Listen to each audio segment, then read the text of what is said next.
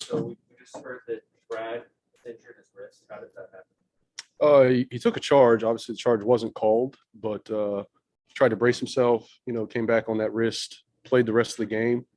So I didn't think it was significant, but he'll be out for the next two games at least, and then get reevaluated, and hopefully we'll get some good news back. Has he had an X-ray or anything like that to determine the severity? I think he's had some tests. I don't know which ones. I still think they're going through that to see what the next step will be.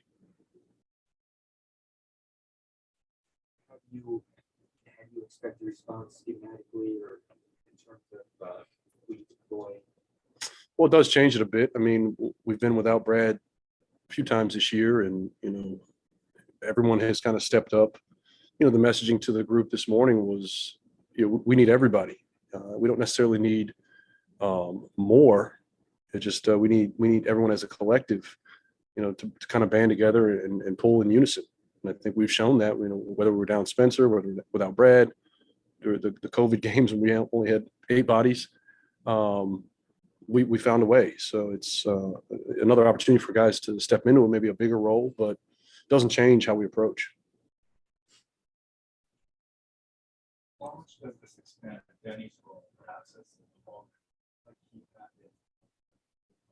Well, potentially. I mean, I think it's somewhat circumstantial. Depending on who's out there, the matchup.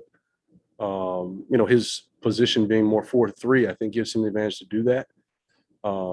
Doesn't take. It's easier probably to guard when he's more in that 3 spot. But we've seen him, Kuz, both guys kind of step into that role and help facilitate, keep us organized. But certainly an opportunity. Everybody else practice too. Yes. And when things are when you're going through a tough time as a team, how do you kind of guard against the intangibles changing when it comes to culture and morale and stuff like that? It's a process, but it's ongoing. You can't think, all right, we're just going to meet, clean up the film, talk about it. You guys can air some grievances or some concerns, and then you just move on. I think you have to continue to have those discussions, continue to have that open forum where guys feel comfortable. Things aren't going for them individually, or there's something schematically that's not working. Let's pinpoint it and let's fix it. Obviously, no team has everything that you need, but based on the players that you do have, is there an area that you're pretty confident will get better over time, just because the guys that you have, they can do it? Well, yeah, we've seen it. It's just more the do so with consistency. That's kind of been an ongoing theme. I don't think there's any area where we say, hey, we're really lacking in this. The chemistry, I think, is something that we have to continue to hammer on. We've seen it, that ball moves and guys are playing for each other. At times we start to stagnate. So just trying to minimize those lulls as much as we can. If you look ahead to good teams, and also the unique challenge of playing against Giannis and what's going to be important to you guys? Well, they're both unique in their own way. We played Philly pretty well, and obviously getting the ball out of Embiid's hands is going to be difficult to do. He's playing at an elite level, and Giannis, somewhat like Ja, his ability to get to the paint, get to the line. We have to make sure we take care of the paint first. What was you pleased with your team's performance in the November 7th win over Milwaukee? Well, it was unique because we did some things differently, defensively at that time, and it worked well for us.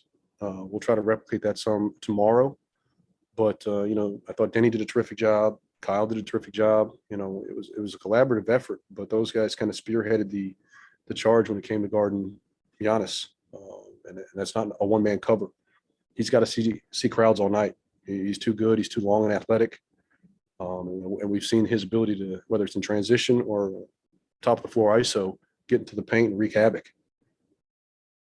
You mentioned Kyle. How has his role changed over the course of the season, or maybe some of the opportunities for him to change over the season? Yeah, I think we've seen him do more. Obviously, with guys who've been out, his ability to play make has been showcased, rebound and push, playing the open floor. I don't think any of that changes. I think with guys out, he gets more opportunity to do that. film of the last game? What were your thoughts there? Well, we showed quite a bit of good too. I think it's easy to kind of keep hammering on, hey, we didn't do this, we need to do this better.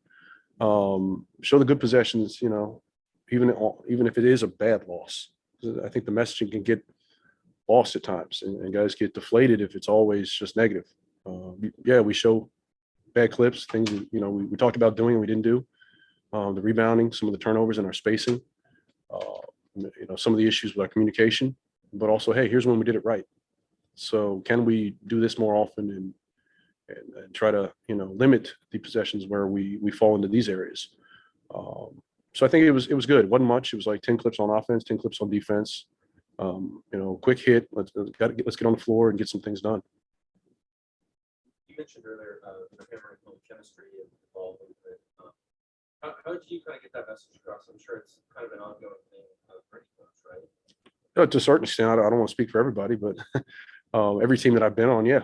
And it's not necessarily an issue of selfishness. And I think it's sometimes guys just trying to make something happen. Now you get in trouble a little bit by playing in crowds or doing too much. The intent might be to help, but it turns out at times to be detrimental.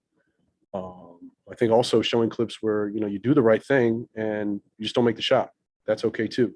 Let's not get bored with trying to do the right thing possession after possession. Keep that as a habit. I think in the end it pays off. It was a comment that Spencer made during the post game the other night, in which he said, I'm paraphrasing here, that he had made some suggestions earlier in the year. I think the phrase that he used was they were not welcome or they were unwelcome. But has he made a significant number of suggestions about either side of the ball, and if so, how would they proceed?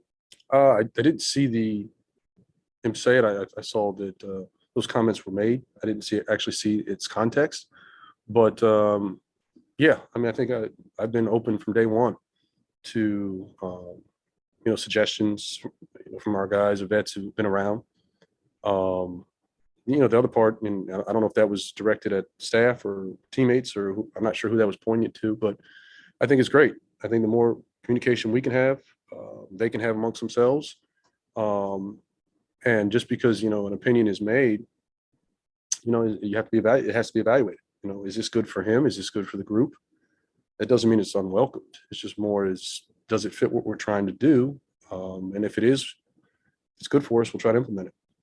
And to be fair, from the context, he was asked if it's not like this, you have to be more the leader. Mm-hmm. And actually, that's the follow-up question. What are you referring to? He potentially could be referring to the media. I'm not sure. But to your point, though, I think he, as well as all our guys, I think it's great to have feedback, to have input and be vested in what we're trying to do. That they're out there doing it and living it. If they feel like there's a better way, let's communicate that. And, if it fits what we're, trying to accomplish, then yeah, by all means, let's give it a try. Seen over the last month with some of your least experienced players, I'm thinking really here, Corey and Deni, in terms of total games played, in terms of their split-second decision making. Yeah, I think both have gotten better. I think that's just feeling the flow of the game, reading and getting more comfortable with the speed of it. I think Corey's probably a slight step ahead of Deni in that area, but he's done a great job with moving, cutting. He doesn't try to overdo it and dribble in crowds, but playing off the bounce, he's shown improvement in that area, finishing through traffic at the rim, and just understanding the spacing of it. I think it's a big key for both those guys. What did you think of the tone of practice today? I see that you yourself out there. I just had one little rep and I'm in a full sweat. No, it does good. It's good. We have to find ways to keep guys engaged and teach and hold guys accountable, but we also have to bring back a little joy. And you win games, of course, everyone's happy. When you're struggling, at times you have to lighten the mood. So just trying different things to get guys, keep them engaged, but also bring a little bit more life back to the gym. Was Brad here today? He was. Yeah. All right, Coach, let's transition over to Zoom, and we'll start with a question from Matthew. Hey Wes, just following up on Spencer, if he does feel like the feedback that he's giving is among the players that isn't welcome, do you worry about like a rift in the locker room or anything like that? No, not necessarily. I think, I don't, once again, I don't know the context, but, I think it's, someone has an opinion, it can be shared depending on what it is and or how it's delivered. I can't really police that. I think we have a great group of guys that they get along, now whether that works on the floor, they want to hang out off the court. You can't force that. Obviously we try to do things to kind of encourage that connectivity, but I think it's some of it takes time. Great, thanks. Neil? Hey, Coach. Apologies if I didn't hear. Did Brad get any kind of X-ray, MRI, or is any of that planned? I don't know which test he's already received. I know he's had some, and he plans to be further evaluated. But I can't really get specifics. I don't know, honestly. Do you know if it was something where, after the game or during the game, he was able to kind of just play through it, adrenaline and all that kind of stuff, and, maybe afterwards it swelled up, He had was some getting discomfort? he was getting looked at during the timeouts, and, they were doing something to try to keep it loose. Obviously, he was able to finish the game. So I didn't think it was a huge issue. They felt the need to, further evaluate it, and he's had some discomfort in that area. So I think it's prudent to, get ahead of it and get a look at it. And hopefully it's nothing major, just a couple days, and he'll be back in the fold. Thanks, Coach. Matthew, do you have another question? Oh no, sorry. No, you're fine. We'll go over to Christos. Hey, Coach, how are you today? Coach, Spencer mentioned the accountability as the biggest needed shakeup for you guys. What did you say about the accountability of this team so far in the season? No, I mean, I'm glad he brought that up. It's something that, we can police it. I think that's easy to do, but you don't want to get to the point where, every mistake is over-evaluated. And you have a rotating lineup where it's just every mistake, all right, come sit down. I think the more accountability the group can take amongst themselves, to police themselves, whether it's coverage, whether it's, something that's schematic, organize themselves offensively. I think that's great. Take more ownership of it, and I think it's a good sign to see that it's at least being addressed, but now let's see the carryover. And it doesn't have to be one guy. At this point, I think everyone should be on the same page as far as understanding what their responsibilities are in those situations. And, when it's not right, we should be okay with correcting it. Shouldn't always have to come from the staff or from myself. But I think it's important that they take ownership of it. And also ahead of those two games against the Bucks and the Sixers, back-to-back games, how could you describe the mood in the team during the practice ahead of those two games?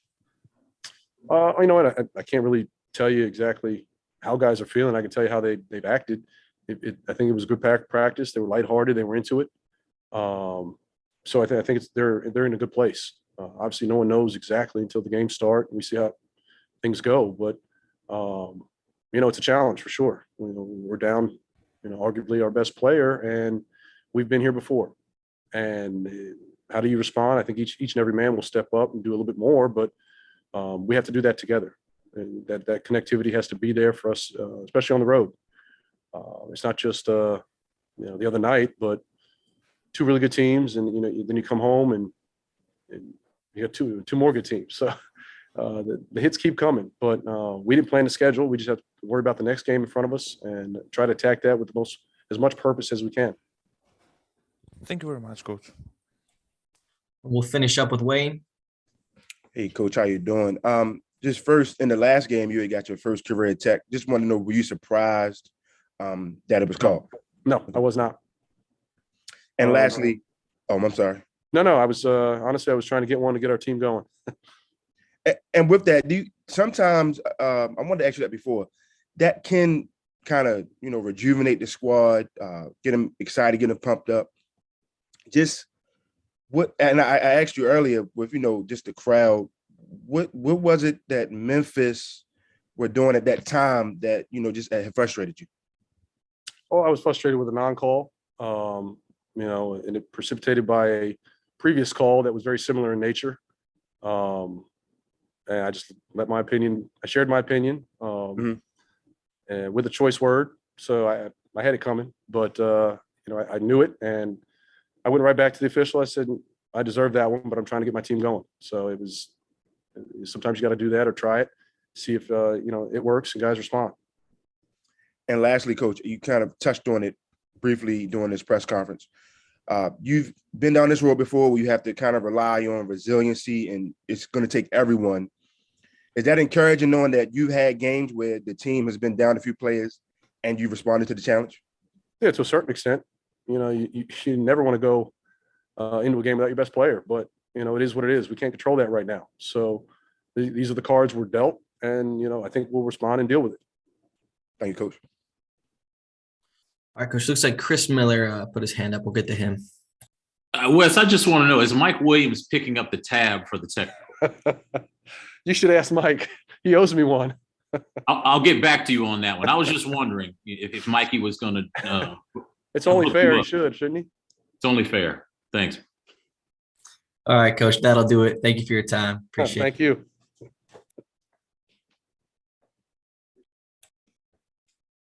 were your takeaways from the last game? I think we can do much better. I mean, we were good at the beginning. I think we did a great job. We kind of lost focus towards the game, got progressed, and I feel like we just need to keep our head in the game. Steven got us on the offensive board. That was a big part of them their winning. Just following the scouting report, following the coach's decisions, and just staying focused towards four quarters. So. I remember last year, even when things were tough. Wait, can you there's on the screen. Yeah.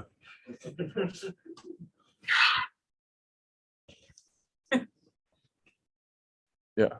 I remember last year when things were tough, you were probably more confident than any player saying, I look around the soccer, you have good players, I know we can do this. What do you look at about this team that gives you hope, compared to areas that you know you can be better at? Yes, of course. I'm always believing in our team, even though we had ups and downs towards all season. We've been there. We've been in bad situations, and we've been in great situations. I've seen our team in those great situations and what we can be and how can we play. That makes me believe. We were number one in the East, in the beginning of the year. So we played great. Teams really, really, really had a hard time playing us, and I think it's in us. The fire, all of this, it's in us, and it's waiting to get out. So it's just a matter of time. We just need to be right in our heads, and everybody needs to do his job, and that's about it. How does everyone stay right in their heads? I know everyone's competitive when you guys lose games. I know it's tough. How do you kind of make sure that doesn't turn into low morale? First of all, I'm a big believer in getting extra work or watching more film or see stuff in the game that you did wrong, and how can you help the teammate? How can you help your teammates? How can you be better in defense? How can everybody play together? Or if I had an extra pass and I missed it, or the movements of the players, really understand each other and understand how to play with each other. That's a big part of it. And yeah, other than that, just be mentally strong. I mean, NBA is a long season, and it's not easy. Sometimes you're playing good, but sometimes you can't find a rhythm. But if you head in the right place and you believe in your teammates and you believe in your team, I think great things are waiting to happen. So. Your team's victory over Milwaukee earlier this season. What did you say? Were there any things that your team did really well that you guys would hope to? Well, certainly there were, but what were some things you guys did well that you don't repeat? Defense. I think defense was a big part of our game and why we were successful in the beginning of the year. How we defended Giannis, the energy we had offensively, defensively, we held them accountable, and we did a great job in that game. It's a big challenge. It's a good team, great players. Trying to get out there and do the same stuff. Watch the film from the other game and try to copy that. With Brad out for 2 games, Mike took on some responsibilities. And you had that experience at the end of the season. Yeah. How much did that help with your confidence, and how much do you enjoy taking on that role? I enjoy taking this role because I can help the team. Like I can organize the team. I can take pressure off Brad, take pressure out of Spencer, and make them like breathe a little bit and play more freely. It's something I can do. And if it helps my team and I'm doing a good job at it, so why not? I'm ready. Did it help that you had that crack at it? Oh yeah. I needed to have I feel like it's more I'm like handling the ball and bringing it up the court, the better it becomes, the more comfortable it becomes. Like I can now see the offense. Like in the beginning, like I was looking at the defender just not to steal the ball, but now like I look on all the court, I see where everybody's standing. So it became easier with the time, yeah, with reps. What have you guys learned about playing without Brad? Obviously, instead of the absences, you guys have been able to step up as well. Yeah. First of all, Brad is a big asset of the team. Like he's a big piece. So when he's out, like everybody needs to find their rhythm. Like do maybe a bigger role that they should. Like play harder. And yeah, he's gonna be missed. Hopefully, he'll get back as soon as possible. But everybody now needs to step it up. We need to step it up. Keep sharing the ball, keep moving the ball. Nothing else much. All right, Denny, we'll go to Zoom for a couple questions. Christos. Hey, Denny, how are you today? How you doing? I'm fine, thank you. Denny, ahead of those 2 games against the Bucks and the Sixers, how could you describe the mood in the team, and how intensity was the practice today? Can you turn the volume up, please? It's all the way down there. Can you go again? Yeah. You hear me now? Yes. Okay. How could you describe the mood in the team ahead of those 2 games against the Bucks and the Sixers, and how big was the intensity in the practice today? I think every practice we have a great intensity. I mean, we're not doing something special for Milwaukee. I think we had a great game versus them last time, so we're probably gonna watch a lot of film of that. Just practice regular, go on the scouting report, like know the players, know what they do, and just play hard. In the end of the day, like all the scouting, all the stuff around it. In the end of the day, is just going on the court, playing hard, doing what the coach tells us to do, and that's it. And in the last 5 game stretch for you guys, if you could pick one thing that you would like to improve to make better in the next back-to-back games, what would you like to pick about your team on both ends of the floor? I feel like the communication on defense, and I'm gonna say communication on defense and the pace on offense. But those are the 2 main things that I think we can be better and really help us look better on the court. Shalom, Denny. Shalom. All right, Denny, that is all for today. Thank you for your time. Thank you.